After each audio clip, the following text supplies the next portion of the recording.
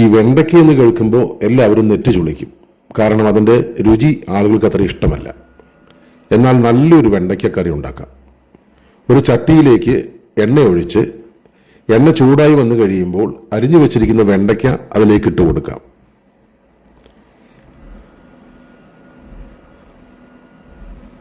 ഇനി വെണ്ടയ്ക്ക ചെറുതായിട്ടൊന്ന് വാടി വന്നതിന് ശേഷം അതിലേക്ക് നമുക്ക് കുറച്ച് ഉപ്പ് കൂടി ചേർത്ത് നന്നായിട്ടൊന്ന് വാട്ടിയെടുക്കാം. ഇനി അതിലേക്ക് അരിഞ്ഞു വെച്ചിരിക്കുന്ന ഇഞ്ചിയും വെളുത്തുള്ളിയും കറിവേപ്പിലയും ചേർത്ത് നന്നായിട്ടൊന്ന് ഇളക്കാം. കുറച്ച് പച്ചമുളകും കൂടി ചേർക്കാം. ഇനി നന്നായിട്ട് ഇളക്കി ഒന്ന് വാടി വന്നു കഴിയുമ്പോൾ അതിലേക്ക് കുറച്ച് സവാള കൂടി ചേർത്ത് നന്നായിട്ടൊന്ന് വാട്ടിയെടുക്കാം.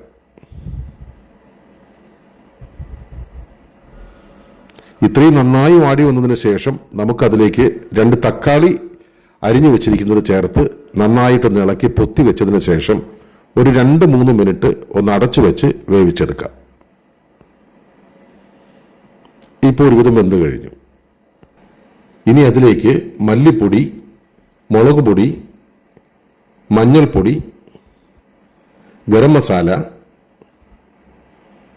കുറച്ച് ഉലുവ പൊടിച്ചതും ഇത്രയും കൂടി ചേർത്ത് നന്നായിട്ട് ഇളക്കി ആ പൊടിയുടെ പച്ചമണമല്ലാതെ മാറുന്നത് വരെ നന്നായിട്ട് ഇളക്കി കൊടുക്കാം. നന്നായി വാടി വന്നു കഴിയുമ്പോൾ തേങ്ങയുടെ 2ാം പാൽ ഒഴിച്ച് ഒന്ന് ഇളക്കിയിട്ട് ഒരു 5 മിനിറ്റ് ഒന്ന് വേവിക്കുവാനായിട്ട് വയ്ക്കാം.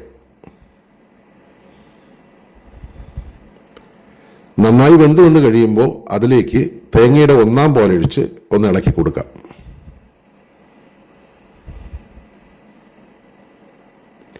ഇനി ഒരു പാത്രം അടപ്പത്ത് വെച്ച് അതിലേക്ക് കുറച്ച് വെളിച്ചെണ്ണ ഒഴിച്ച് അതിലേക്ക് കുറച്ച് കടുക് പൊട്ടിച്ചെടുത്ത് കടുക് പൊട്ടി വന്നു കഴിയുമ്പോൾ അതിലേക്ക് കുറച്ച് ചെറിയ ഉള്ളി അരിഞ്ഞതും 2-3 വറ്റൽമുളക് കണ്ടിച്ചതും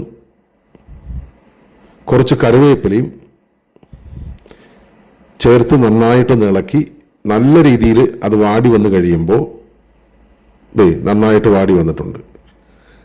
ഇനി അത് ഈ കറിയിലേക്ക് ചേർത്ത് കൊടുക്കാം. ഇനി കറി നന്നായിട്ടൊന്ന് ഇളക്കി ഇത് ചോറിൻ്റെ കൂടെ ഒഴിച്ച് കഴിക്കാനോ ചോറിന് സൈഡായിട്ട് വെക്കാനോ ഇനി അതുമല്ലെങ്കിൽ നമ്മൾ പൊറോട്ടയെല്ലാം കഴിക്കുമ്പോൾ അതിന് സൈഡായിട്ട് കഴിക്കാനോ വെണ്ടയ്ക്ക ഇഷ്ടമല്ലാത്തവർക്ക് പോലും ഏറ്റവും ഇഷ്ടപ്പെടുന്ന രീതിയിലുള്ള കറിയാണിത്. ഈ വീഡിയോ ഇഷ്ടപ്പെട്ടാൽ ലൈക്ക് ചെയ്യണം, ഷെയർ ചെയ്യണം, കമൻറ്റ് ചെയ്യണം. നിങ്ങൾക്ക് എന്തെങ്കിലും അഭിപ്രായമുണ്ടെങ്കിൽ അതൊന്ന് കമൻറ്റ് ചെയ്തേക്കണം. പിന്നെ ഈ വീഡിയോ ആദ്യമായിട്ടാണ് കാണുന്നതെങ്കിൽ ഒന്ന് സബ്സ്ക്രൈബ് ചെയ്യണം. അപ്പോൾ അടുത്ത വീഡിയോയുമായിട്ട് ഉടനെ കാണാം. സംഭവം അടിപൊളിയാട്ടോ.